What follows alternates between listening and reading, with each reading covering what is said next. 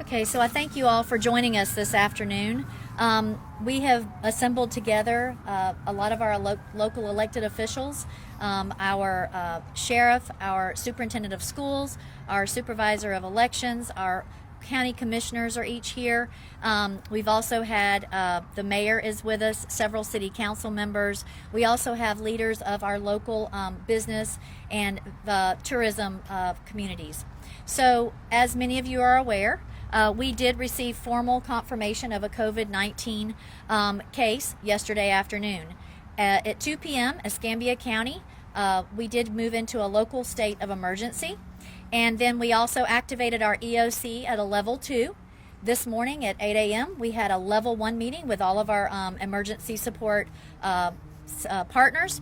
And then at 9 a.m., we had a meeting with our medical and health partners, which are part of the ESF 8. We are going to go into, we're going to have different individuals come and speak to you about different items, and I'm very thankful that they have been able to make time this afternoon to come. One of the things I did want to mention to you all is that, one of our main messages that you're going to hear, I think, over and over from the folks that are going to speak to you is that we're asking you to stay calm and stay healthy. I think we all know the different messages that we've been getting from the Department of Health, and I would encourage our citizens to continue to heed those messages and practice the safeguards that we are going to be speaking with you about. At this time, I would ask Dr. Lanza to please come to the podium and speak about the Florida Department of Health. First, John Lanza. I'm the director of the Florida Department of Health in Escambia County. I just wanted to say that the public health and medical community in Escambia County has come together in a very cooperative way, just as we have with all the other issues that we've had in the past, such as hurricanes, floods, tornadoes, H1N1, the current hepatitis outbreak issues, and Ebola. So this is just another example of how the public health and medical community have come together. We have had our first resident case of COVID-19 in a gentleman who had traveled outside of our country. He came back and was tested and was found to be positive. As we do every day at the Florida Department of Health, we are involved in something called contact tracing.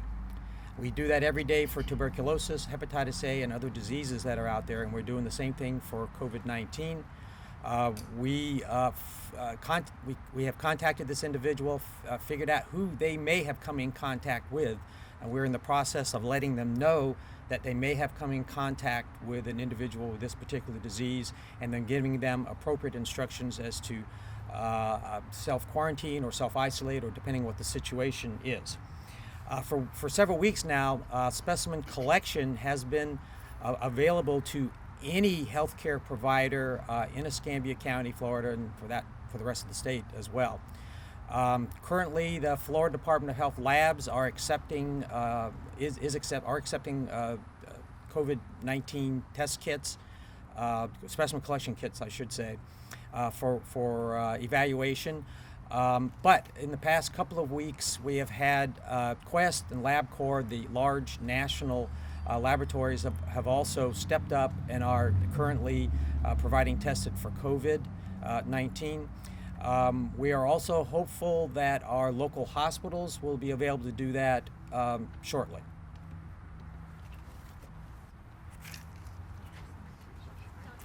Yeah. So next will be Dr. C.M. Walla. Hi everyone, I'm Dr. C.M. Walla. I'm one of the internal medicine, pulmonary and critical care doctor. I'm affiliated with all the hospitals, and I'm here to discuss with you a little bit about disease, including symptoms, how it spreads, and how we can prevent that. As you know, this started in China and it has been spreading since then. We are talking about spreading in older population as well as the younger population. If you are young, that doesn't mean that you are immune to the disease. You still can get the disease. There are patients who are critical and young at the same time. The most common symptoms for the disease is fever. 99% of the patients that we have seen so far, or the case reported, have high fever. Other symptoms include dyspnea, that means you are short of breath. Cough, mostly it's dry cough in the 60% of the population, but you can still have some productive cough and sputum with it. It can be colored, it can be clear, but fever is the most common symptoms to look at. Most common thing about this virus spreading is the droplet. So far, that's what we have seen, that droplet precaution is very important. Droplet means the respiratory pathogens are suspended and they are more than 5 microns, so they can be on any of the surfaces. So you have to keep your distance from other people at least 3 to 6 meters, 3 to 6 feet, which is 1 to 2 meters, to avoid the spread. If you are coughing or sneezing, please cover your face. Please avoid touching your face as much possible, and also try not to be in the crowded area. If you are having any symptoms, please call your local doctors. Do not overcrowd the hospitals or ER. Please call your local doctors, your primary care doctor, your pulmonary doctor. See if you qualify for the test. They will guide you to appropriate facility to get tested. Testing is not just with the health department, it's also with the local labs available in last few days. Most important thing to prevent disease is wash your hand. If you are in public and if some surface is touched very constantly, make sure you are washing your hands. Most important is use hand sanitizer which has alcohol level more than 60%. Anything less than that is not going to help you keep your hands clean. Do not overcrowd your hospital with symptoms. Again, this disease spreads like flu. It has similar symptoms like flu. So if you have symptoms, that doesn't mean that you have this infection only. It could be regular endemic viral infection, including influenza, which is still going around. Thank you, Doctor. Hi, I'm Commissioner Robert Bender. I'm going to talk a little bit about what the governor said earlier today and what we are going to be following as well. Following the executive order of the governor, all bars and nightclubs starting at 5 o'clock will be closed. We encourage all restaurants to practice 50% capacity limits, maintaining 6-foot distancing for tables, and we encourage pickup and delivery of food options and screening of employees. Also, to discourage large spring break gatherings, we support the CDC recommendation of limiting groups on the beach to 10. We will be posting signs on the beach with the CDC guidelines and monitoring these groups. We have heard of some groups of high schoolers. This is our spring break right now. So we would encourage parents to talk to your high schooler or your child who might be 12 to 14 that is going out to the beach. Stress the importance of not gathering in these groups of over 10. And just ask questions where they're going and tell them how important this is. That, as the doctor said, we are seeing cases in young people. They are not immune, and we would ask that. Also, I like to say, on December 6th, we saw the response of our young people after the shooting of going to the blood banks and giving blood. And we'd ask that you have the same sympathy and compassion that you did on that date and do your part.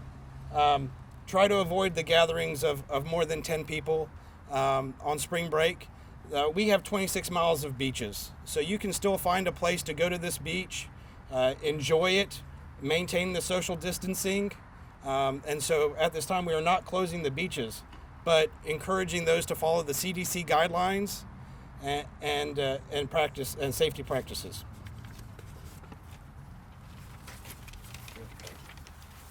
Afternoon, everyone. I'm Escambia County Sheriff David Morgan. What we're asking for today in our community is an outreach and asking for your assistance. As you noticed, the word that's also being used today is voluntary compliance. Right now, the governor has asked us and the president has asked us to do the following things. And so as good citizens and good neighbors, we need to do those things, because some states have found that people are not neighborly and they're not following and they're not being compliant. And so you're seeing some kind of what some have called draconian measures in places like California and New York, where they're closing down all bars and restaurants, theaters, where you're being restricted. And San Francisco this morning has, put in a place now where you must stay in your homes. And so let's make sure that Florida and Escambia County never comes to that drastic measure. And the way we can do that is if we are compliant with the issues that are being put out today. No one wants to be involuntarily quarantined in their home. One of the ways that you can, help us and assist us in this is, please, ladies and gentlemen, stop hoarding. Stop hoarding. We have no problems with our supply line in the United States. And if you've listened to any of the presentations from the federal level on down, that is one of the things that all of your elected officials are ensuring stays open, that you get access to food and water and those things that sustain life. Right now we know that people are buying 3 to 5 times the normal amount of food, toilet paper, necessities that they would normally buy, and that's why your shelves are empty. So again, we would ask that you stop hoarding. Today we found out people are also hoarding ammunition. Now, let me assure everybody, this is not going to be the zombie apocalypse. The folks that are in charge are very aware of what we're dealing with, and we need your assistance, though, to step through this process. So one of the ways you can help us is to stop hoarding. I always like to use examples that most everybody remembers. Everybody's seen the movie It's a Wonderful Life with James Stewart and Donna Reed, one of the most favorite movies. We always watch it around the holiday times. Everybody remembers the scene where it was a run on the banks and everybody wanted all of their cash back. And so the banks started closing because they were failing. And when everybody went to Bailey Savings and Loan, he discussed it with everyone that, your money's not in this bank, it's invested in our community. And so what is it that you need to make it until next month? And the people understood that and they played together. That's what we need to do in this situation. We'll come through this. We're Escambia County. We're about as resilient as they come. We've seen everything from terrorist attack to ice storms, to hurricanes with some regularity. But we can't do it without your help. So stop hoarding, be compliant, make sure that we don't end up having involuntary quarantines in Escambia County. And the way you do that, ladies and gentlemen, is be a good neighbor. That's all we're asking you to do. Thank you. Thank you. Grover Robinson, the mayor of the city of Pensacola. We certainly appreciate the opportunity to be here with Escambia County, and we are partnering with Escambia County in this process to be a part of it. Many of the things you've heard today are things we're also implementing in the city of Pensacola. Certainly, I do want to at least acknowledge a couple of things. One, that we are meeting with Commissioner May tomorrow for a press conference dealing with testing and what we're doing with our healthcare facilities and partnering with them tomorrow, 10:30 at Brownsville Community Center. So we will be having that meeting tomorrow, and I hope you will be there to talk about a couple of those items.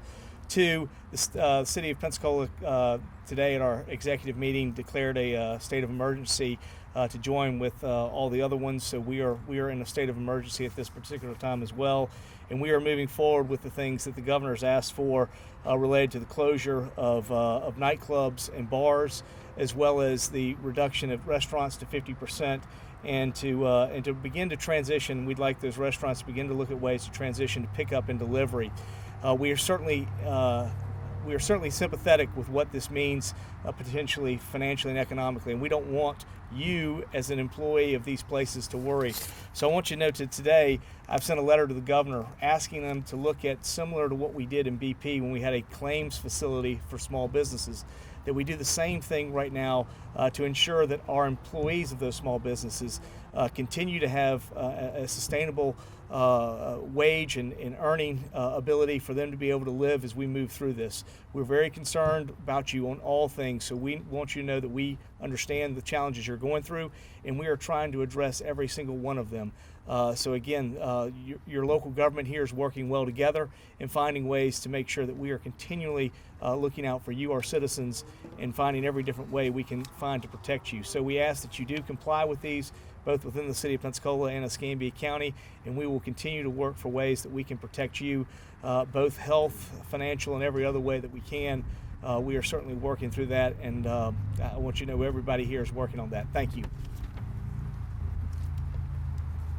Malcolm Thomas, Superintendent, Escambia County School Districts. I think most of you realize that the school district is on spring break this week. This was our normal scheduled break for students and teachers. We still have employees working at the district level. We will also be closed next week for all employees, and all students will completely shut down. But while we have staff at our administrative buildings this week, we're taking advantage of the time to do a couple of important activities. Number one, we're completely desanitizing, deep cleaning every space throughout the school district. That will continue this week as well as next week with vendors that we brought on board, so that by the end of next week, every space, classroom, office, every space, every surface will be desanitized and ready to go should we be able to return to school as scheduled on March the 30th. That's Monday. I say scheduled because you see this is a dynamic situation. If that changes, then we'll come back to the media. We'll use our automated phone system to let people know what the new activity would be. We're also having district staff now for the last 2 days have been working to update district plans and procedures in the event something were to occur throughout this situation that would require us to be out for a period longer than 2 weeks. And so those plans are being dusted off, modernized, and we would be prepared should something change and we have to go longer. The third activity we've worked on, and we did this yesterday morning, our food service group worked on a plan that they submitted to the Department of Agriculture that would allow us to receive the permission to do serving food in the community, much like we do in the summer when we're out for a protracted period. So beginning next Monday from the hours of 9 to 12, we have 5 locations where we will be serving breakfast and lunch. That's Brad Elementary, Bellevue Elementary, Warrington Middle School, C.A. Wise Elementary School, Booker T. Washington. This will be a curb service pickup and delivery system.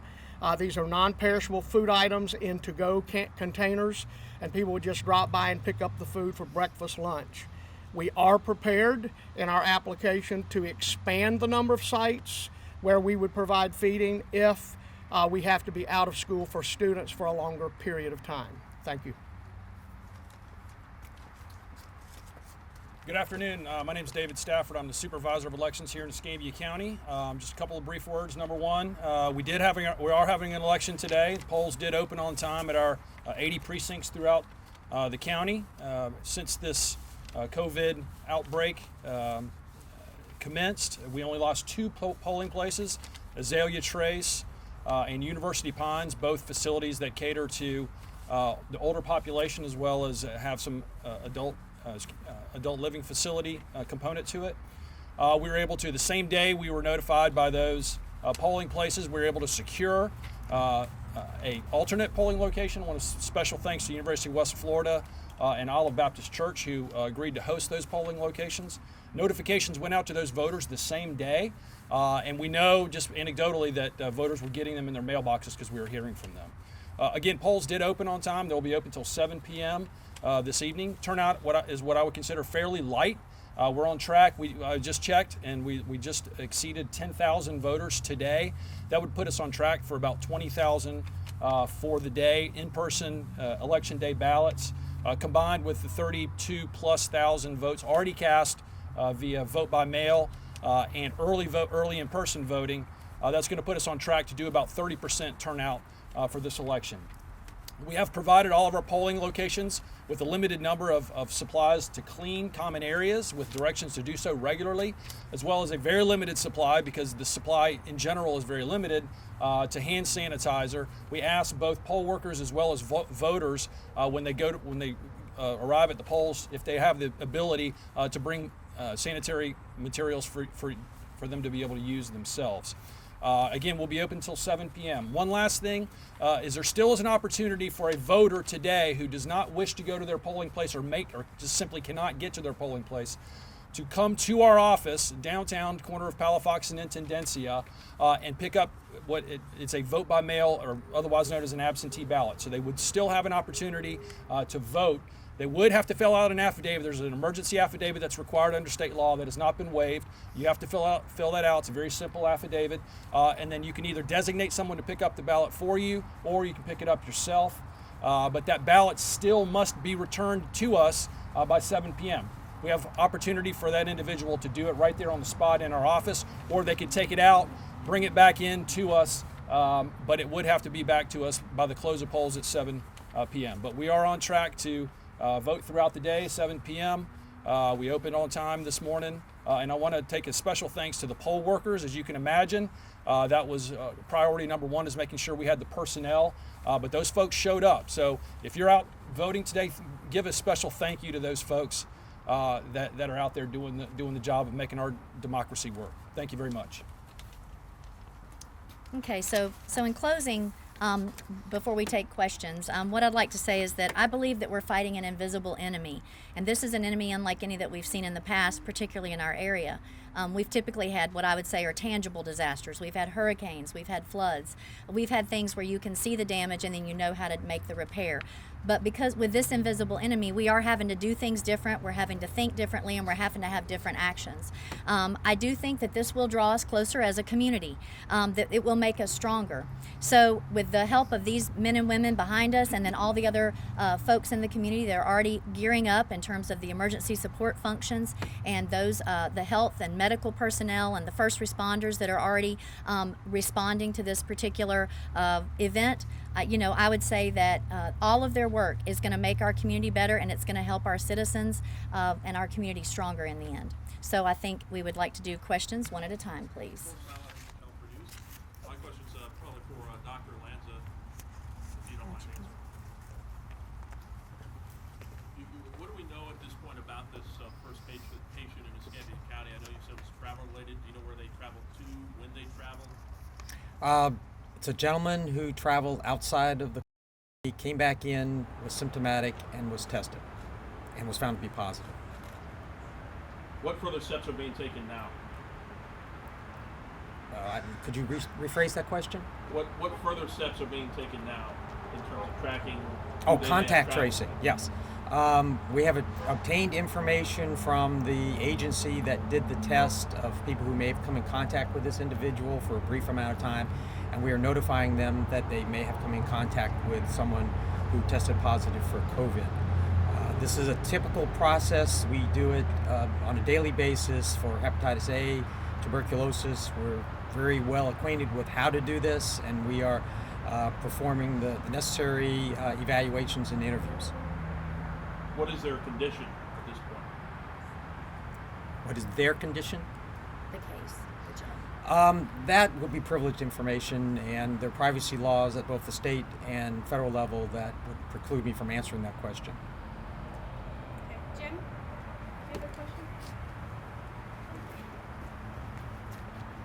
Is there any movement on the county or city to help business owners, or anything that the county or city is doing to help business owners that are affected by it?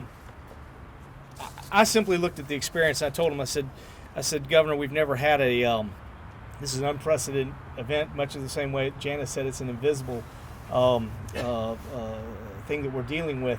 But at the same time, we have had a threat to our local economy in dealing with this, and we did that with a claims fund. I don't understand why we couldn't do something similar in that. We are asking all these individual businesses to take this sacrifice, but these individuals are making a sacrifice for the whole of the community.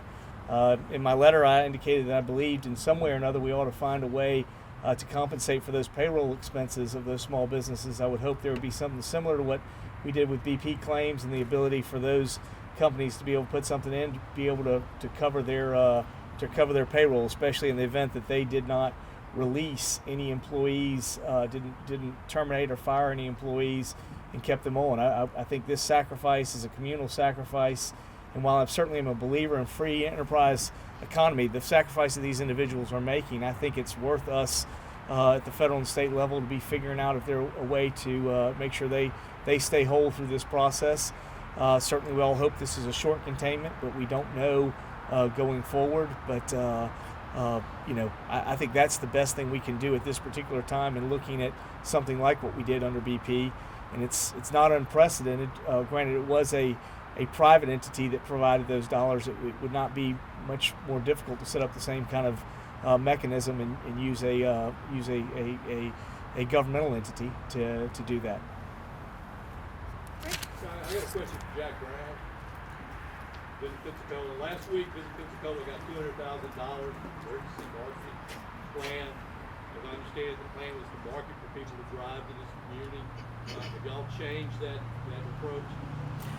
Well, there's supposed to be a meeting, as you're aware, on the 24th. I spoke to the chairperson earlier today. We're canceling that meeting, evaluating the what's going on in the recent days.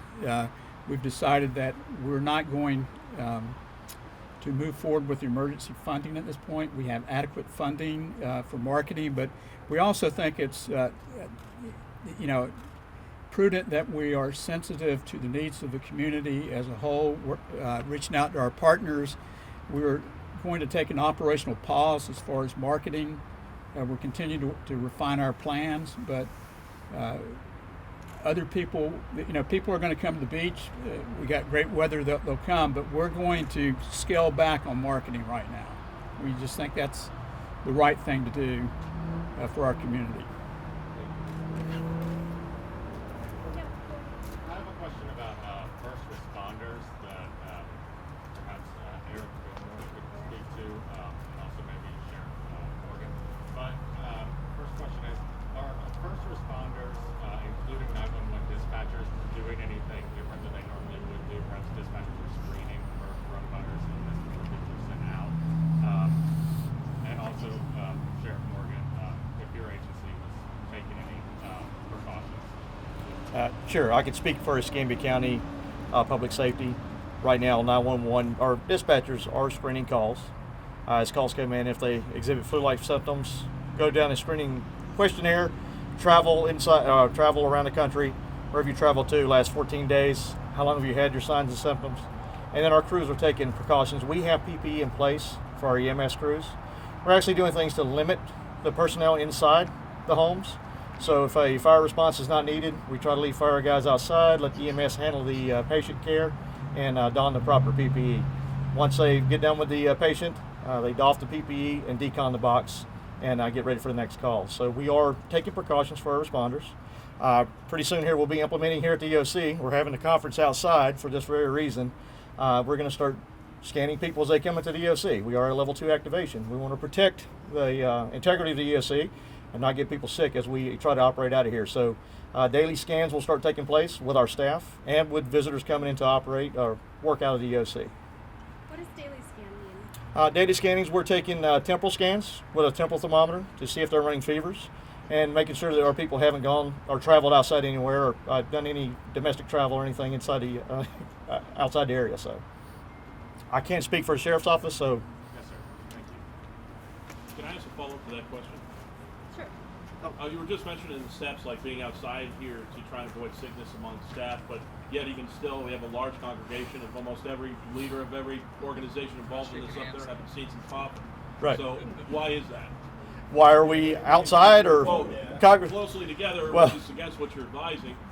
So if everybody who's greeted each other has either done the old elbow or we're not touching hands, we're taking precautions.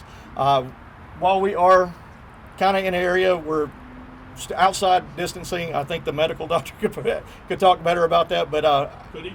I don't know, Dr. Lindsay, could you talk about outside? And Is this going to do anything to prevent sickness? Just being outside? 6 foot of distancing or 2 meters is preferred for sure, but being outside with the wind blowing definitely decreases any risk. Of course, that's an excellent question, and I'll answer both of that. But common sense also kicks in. We can't live life isolated. We're the ones, the first responders, who I will tell you that our dispatch center is also asking a set of questions before we dispatch. All right, so I get that information back. Do I not dispatch? Do I say, well, I'm sorry, there's a potential viral infection in your home, so we're going to pass on this domestic violence situation? Well, of course we can't. So we're going to have to assume as first responders, and what we do does not lend itself to hazmat suits. Anybody want to don a hazmat suit and fight with somebody? So there is a certain assumption of risk, just like here, where your elected officials have come together in an attempt to convey to our community that we are standing together. And yes, we're joking about the elbow bump, but I will tell you, nobody in there shook hands. And after we respond, just like after we leave here, everybody's going to go wash their hands, and they're going to use hand sanitizer if it's available. So you've got to be reasonable. You know, I can't live in a bubble. Life doesn't stop because of this virus. But just like us, we're asking our community to do some real common sense things. But our daily life doesn't stop. You still got to go get groceries. You still got to go here. But things like movies, you know, congregating in a theater, those things we can live without. This is a good time for you to reassess in your life what are necessities and what are desires. Necessities sustain life. Desires are things that we can set aside for this short period of time, which hopefully it will be a short period of time, and then life will return to normal. But right now we're going to assume a certain amount of risk. If you call, the Escambia County Sheriff's Office is going to show up. I got a question for Aaron or Janice. What was learned this morning? You had the meeting with the hospital group. What's the report on that? Good question. So we just want to meet with our ESF 8 partners, our hospital, ALS nursing homes, to make sure that they're following the 30 days, no visitors, making sure they're protecting their population. That is the vulnerable population we're talking about. And to see any needs that they have in the community. PPE, we're making sure they have enough PPE to do their job.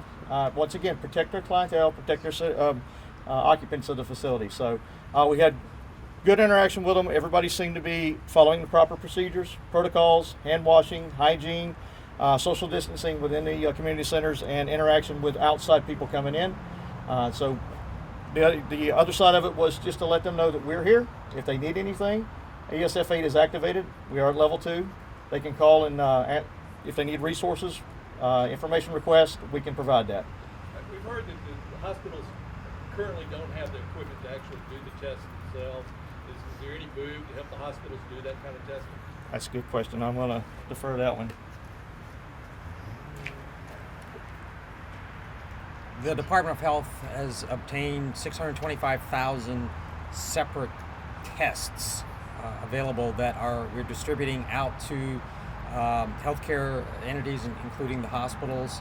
I can't speak to the specific equipment that hospitals would or would not need, but the testing materials to actually do the test at the hospital instead of having to do it at LabCorp, Quest, or the Bureau of Labs of the Department of Health.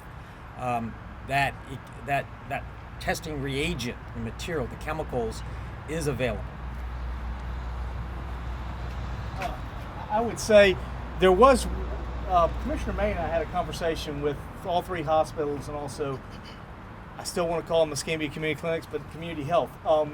So we had a conversation with them, and one of the things that came out of that, that they asked for us to do, especially Lumen and I in particular to do, and probably all of us elected leaders to do, is to advocate on their behalf, both through our EOC to the state EOC.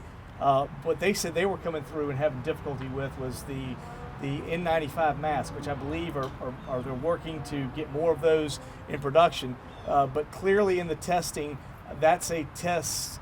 Through the first day of testing, it becomes a supply that we could burn through, and that's why they want to continue to see what's happening. Now, I know there were a lot of things talked about yesterday at the federal level that there's more of those in production and they're going to get here. But at this particular time, that was the only conversation that we had of any supply that may be a challenge. But again, it was noted in the conversation yesterday that we constantly need to be advocating on behalf of making sure they have the proper supplies to be able to do all the testing. How quickly are they getting the results back when they do a test?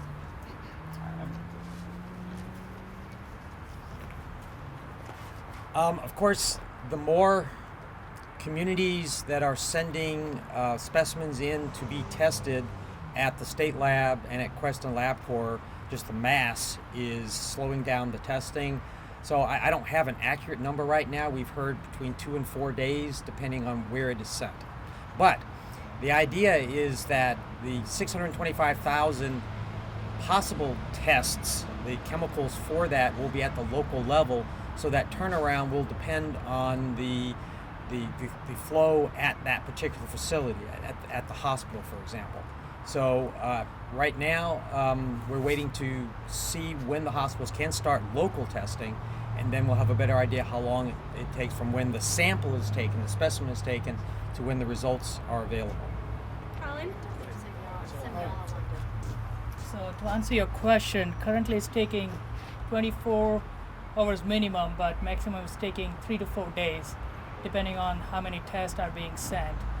2 weeks ago, when I got tested initially, it took them three days to get the results back. Colin? I had a quick question for the police chief.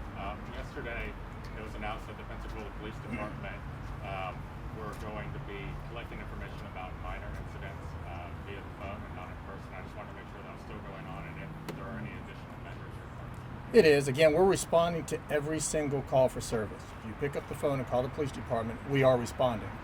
On those cases that don't require face-to-face contact, which are a certain percentage of those calls, we're simply shifting to on-call and reporting. It's a uniformed police officer. There are school resource officers. Schools are closed down, so we're putting them to work, writing reports, typing them over the telephone. And that's just to mitigate that face-to-face contact as much as we possibly can. We're following CDC guidelines where our lineups are being held outside, and it's just that common sense. Avoid the handshakes. Again, we don't have the luxury in law enforcement of sheltering in place. We strap on a bulletproof vest and a gun every day we go to work. We accept a certain level of risk, and this doesn't change that at all. But as a chief and as the mayor, we're going to mitigate that exposure as much as we can, because we don't want the virus to run through our police department. That's our staffing levels are a concern. We're staffed at a level now that is at 100%, so we just don't want to change that. We're going to mitigate the risk as much as we can, and the call and reporting is helping us do that. Is the sheriff's office took something similar? Did you have a question for me before we swap? No, separate. We are. The discussion started yesterday. Everything from paring back on fingerprinting, closing the front lobby. Right now, as we speak, our staff is working those very issues.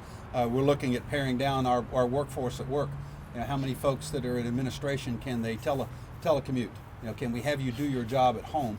Of course, we have issues with computer security, those sorts of things. So we have to have the appropriate laptops that they can take home and use to produce the work product. We can't just let them use their own personal computers. So we're working through those issues, but we'll be paring down the number of people at the sheriff's office, minimal contact with the citizenry, and just like the chief said, anything that we can handle over the phone by taking your report, we most assuredly will.